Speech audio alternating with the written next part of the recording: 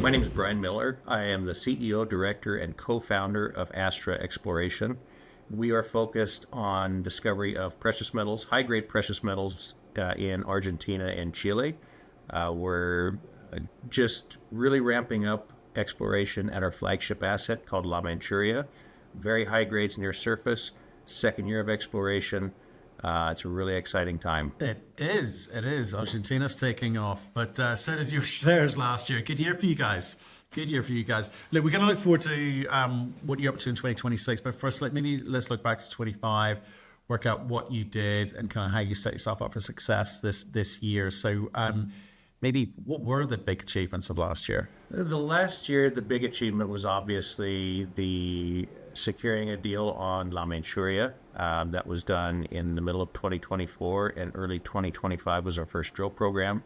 And we had some very high-grade hits in our inaugural program right near surface. So very high-grade gold, very high-grade silver, and we're looking to follow that up. We are currently doing a drill program right now, and we're looking to get more aggressive and ramp up exploration as we continue to open this system. Right. Okay. You mentioned grade there, obviously, but I think you'll also be sort of chasing scale potential. What did you learn last year in terms of 3D geophysical models and anything else that you were sort of doing on the ground, which is kind of shaping the way that you're going to tackle 26? Yeah, some of the most important things we learned last year was, number one, that this system is not constrained as was previously interpreted. It was thought to have been faulted off on both ends along strike. We have demonstrated that indeed the system does continue along strike in both directions. We've identified new parallel zones, so we're really expanding that near surface footprint. And we've also identified additional potential at depth. So this thing is literally opening up in every dimension, and we're starting to explore this outside anywhere that's previously been drilled. Okay, and what else? Okay, because there have been some 25 results which kind of invalidated or refined your original geological thesis. So how do you kind of determine, how does you use that to determine what a successful outcome could be for the kind of phase 2 drilling program? There's really kind of two elements to this. So the project was previously explored and drilled as a bulk tonnage near surface resource. So low grade disseminated low grade disseminated metals. Our approach to this was to go after the high-grade feeder zones and primarily target those.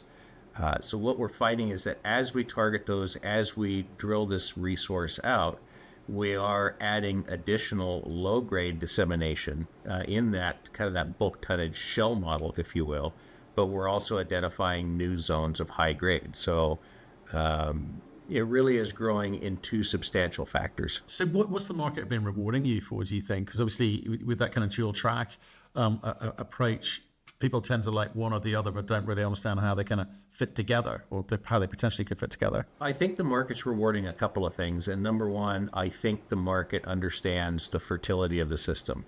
The grades that we've intersected there, they're not common to get repeat grades, because I'm literally talking about ounces of gold and kilograms of silver in open drill intercepts near surface. And they're not one-offs. We've repeated several of those, and previous exploration has intersected several of those. So the fertility of the system is definitely being rewarded. And I think that really having a position as really kind of a first mover in exploring outside of that previously explored area is really got some potential. Okay, so obviously 25 is maybe where you kind of move from kind of concept validation into kind of system delineation. So how does that kind of inform the type of drilling that you're going to be doing? In fact, maybe talk just about how many meters you're aiming for in the phase 2 program. And what type of drilling and what are you chasing in terms of the information? Phase 2 it's a 10,000 meter program that we initiated in October of 2025. The goal was to complete half of that by the end of the year, and then do the second half of that in, call it March. So we are awaiting assays right now currently on the first half of that program. And the first half of that program was designed to extend the surface footprint of the system with shallow drill holes. So maximize the number of drill holes in the first half, and then we'll target some of the deeper targets and the bigger step outs in the second half. The A key part of this phase two, the first half of it, was this geophysical survey that Diego had created to target the veins beneath the volcanic cover, because most of this area is covered by a shallow cover concealment. He's really pleased with how the geophysics are working, so we'll look to expand that prior to recommencing drilling in March. And hopefully that will give us some more regional targets to step out and really show that this thing does have some size and scalability potential. So obviously size and scalability, change this into a sort of potential. Well, you've got to work out what you define as a company making asset. Has this thing got legs? How much more drilling? How much more money? How much more time? And what business model you employ? So what else do you think you're going to need in terms of making decisions about how you tackle 2026 over and above this drilling? Yeah, at the end of the day, it's about drilling. Assuming that this geophysical survey continues to work well, these things are drill intensive. They take several tens of thousands of meters to drill out, and even in some cases, large deposits, they take hundreds of thousands. I think a good example of that, to name what Vizsla Silver, everybody's familiar with that story.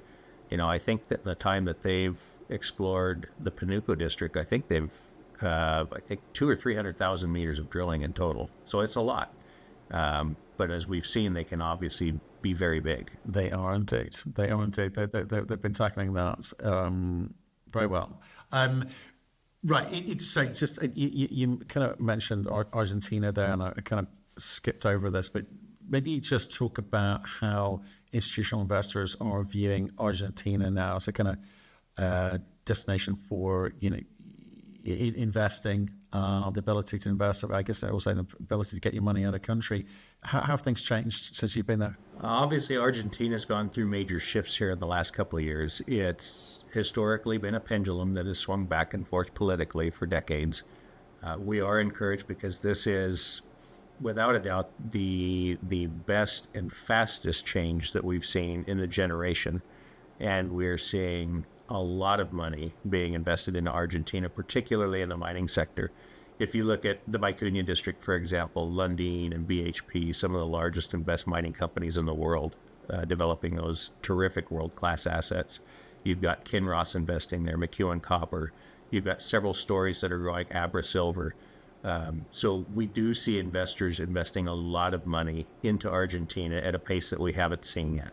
So I always think that actions speak louder than words, and those actions are quite encouraging. And obviously, I think last time we spoke, you just raised some money with I think Michael Gentili coming in at that point, added some sort of validation to it as a investment destination. I think that's what Argentina want, but international and inward investment.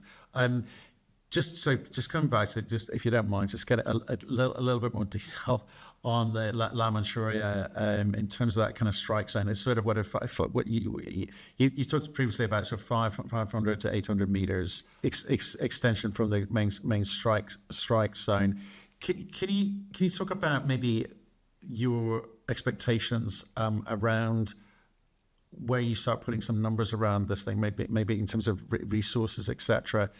Your view on sort of internal volume, tonnage expectations, etc., based on your previous experience? Yeah, we will sort of, to take a step back, the original target, the original thesis here is something that has potential for multi-million ounce deposit. And we still see that as a valid thesis. Now, as far as when we get to that in an official estimate, that will be some time.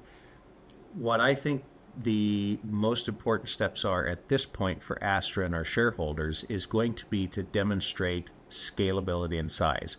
So if you continue to do those step outs, increasing that footprint, showing that that system does indeed extend significantly out past previous boundaries, you don't need an official resource to capture the attention of the astute investors who are technically knowledgeable, who can see a pathway to a sizable resource.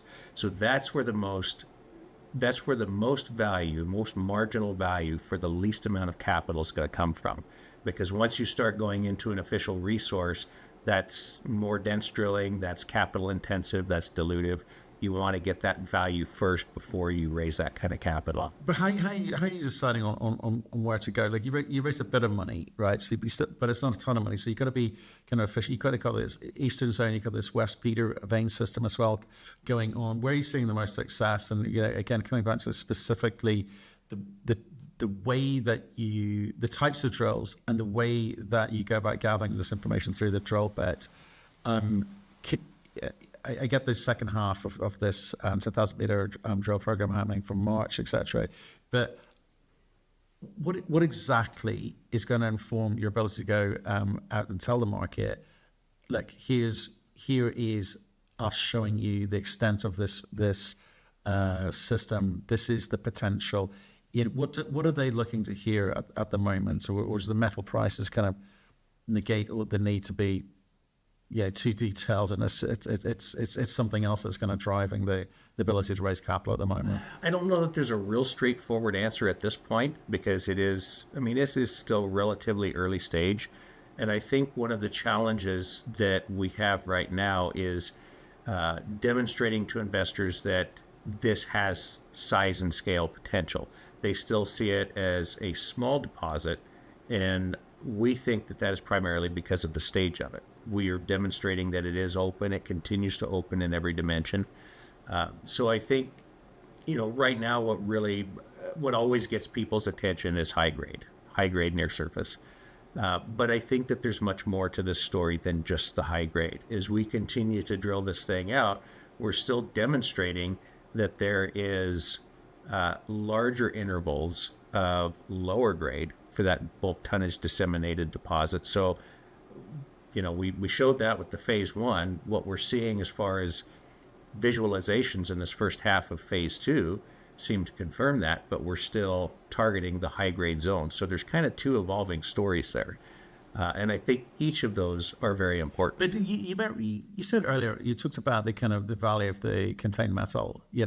When you start chasing high vein, how do you kind of distinguish between veins everywhere and, I guess, commercially relevant continuity in these sorts of epithermal systems? Yeah, that is something that's ongoing internally all the time. And if I can answer your question by addressing a previous question you asked about, internally, what are we thinking about as far as a number there, a resource? We will be doing work internally to kind of compare on both a bulk tonnage frontage and a high grade vein frontage. Like, what are we looking at for tonnage and grade under each scenario? And does our original thesis that this will likely start as a bulk tonnage open pit and transition into underground, is that still feasible, or is it shifting to something else? We're still in very much a learning stage. Okay.